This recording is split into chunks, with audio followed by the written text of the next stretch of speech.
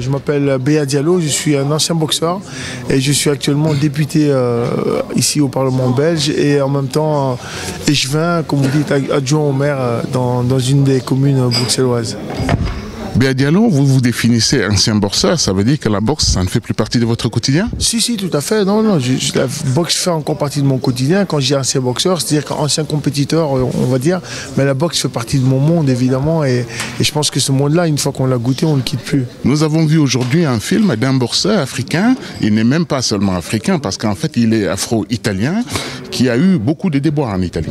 Oui, c'est vrai que c'est une histoire qui est assez frappante. Et effectivement, comme vous dites, c'est un afro-italien et même de père italien. Donc c'est assez interpellant.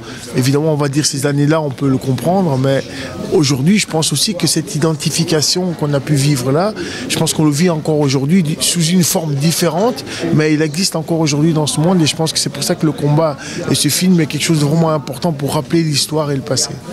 Nous avons assisté à son dernier combat. Malheureusement, on n'a pas montré quand il a été, disons, proclamé champion. Qu'est-ce que le combat vous a dit? Ben, écoutez, le combat, d'abord, on voyait effectivement qu'il y avait une vraie différence. Il était déterminé vraiment à montrer que non seulement il était italien, mais que c'était surtout lui le champion et que c'était le meilleur. Et ça, c'était vraiment impressionnant. Et dans le combat, on le voyait tout à fait, où l'adversaire en face était tout dominé, mais dans tous les styles, je dirais techniquement, physiquement, au niveau de la force. Et donc voilà, c'était vraiment un combat magnifique. Et on voyait aussi que c'était quelqu'un qui pouvait être aimé par le public, mais malheureusement, le système qui était mis en place ne pouvait pas lui permettre d'être vraiment cet Italien et ce fameux champion. On dit que cette victoire-là a été pour lui le début de gros problèmes. Et ça, vous avez peut-être vécu ça aussi ici en Belgique, là où vous avez combattu avec des Belges, il fallait participer au championnat européen. Qu'est-ce qui s'est passé? Ben oui, effectivement, j'avais. En fait, j'étais pas là pour. Il avait besoin d'un boxeur pour que l'autre puisse gagner, donc on m'a choisi moi pour le boxer. Mais malheureusement pour lui, je l'ai dominé, mais du début à la fin, en le mettant même 2-3 fois par terre. Et à 8 secondes de la fin, on m'a disqualifié parce que c'est lui qui défend le championnat d'Europe et pas moi.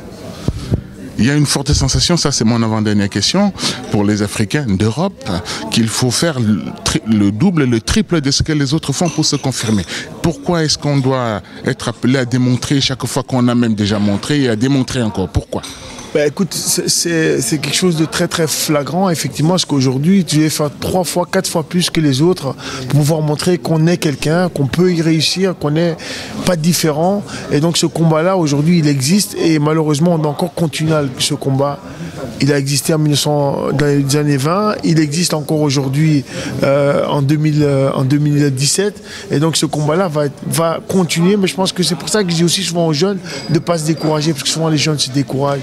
Ils disent ça change rien, on est différent. Je dis non, c'est pas vrai les gars. Continuez à vous battre, continuez à vous battre et ce combat-là, un jour on finira par le gagner. Dernière question, et ça c'est la plus importante pour moi personnellement. On vous attendait entraîneur, je ne sais pas, ou bien arbitre, je ne sais pas, dirigeant de sport, mais vous vous retrouvez dans la politique. Changement de ring? Non, pas du tout. Non, je pense que j'ai toujours été quelqu'un d'engagé en fait. Et quand je vois le combat, parce que moi mon but c'était pas d'être un champion, mon but c'était de montrer en fait à travers toute cette différence qu'on pouvait faire, mais que les combats que je pouvais mener, c'était aussi de montrer le travail réel qui pourrait se concrétiser. Et donc quand je suis arrivé en politique, c'était vraiment un hasard. J'avais pas envie de faire de la politique, j'ai jamais voulu faire de la politique. Mais in fine, tout mon engagement social, justement, et tous les combats que je menais, je me suis dit, ben, politiquement, ça peut peut-être toucher beaucoup plus de gens. Et c'est comme ça que je suis arrivé en politique tout simplement et que j'ai dû arrêter toutes mes autres activités indirectement. Mais aujourd'hui, je suis encore dans la boxe. Je suis directeur technique de l'équipe belge de boxe. J'entraîne encore des jeunes. Donc voilà, je suis encore très très impliqué dans le monde sportif et le monde de la boxe. Et donc il n'est pas exclu qu'on vous retrouve dans un autre monde le lendemain? Oui, tout à fait. Il n'est pas exclu effectivement. Peut-être qu'on me retrouve même en Afrique.